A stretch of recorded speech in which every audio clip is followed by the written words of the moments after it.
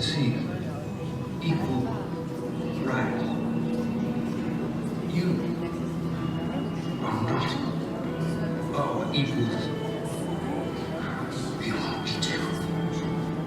You have to eat your children. Now time for the will.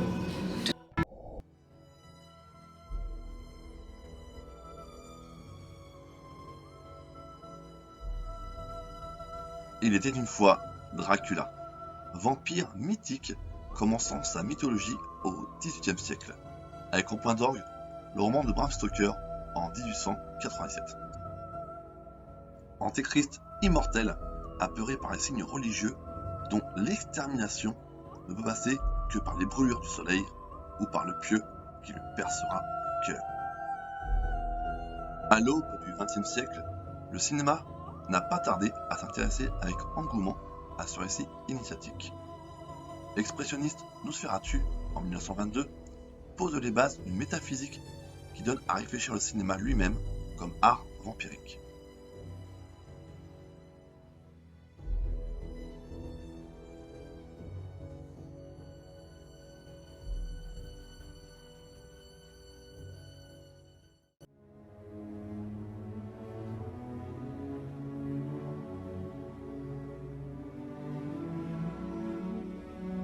Depuis ses origines, le cinéma et la pop culture sont donc indissociablement liés aux vampires.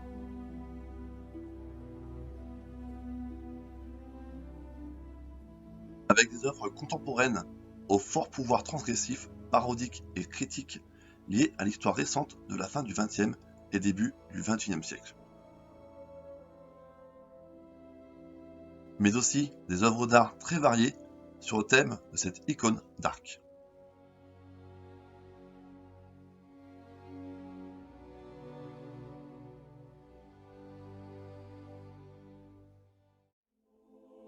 Avec Coppola et son magnifique Dracula de 1992 qui marquera mon enfance, les plus grands cinéastes comme Polanski, Carpenter, Burton ou Bigelow n'échappent pas à cette tentation de regarder la mort en face.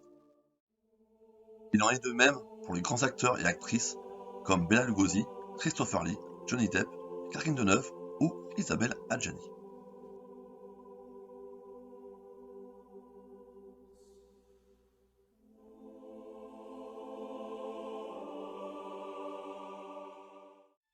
Cette exposition pluridisciplinaire posera la question du statut du vampire en ce début du XXe siècle, au cinéma, ainsi qu'en ses très nombreux avatars télévisuels et culturels.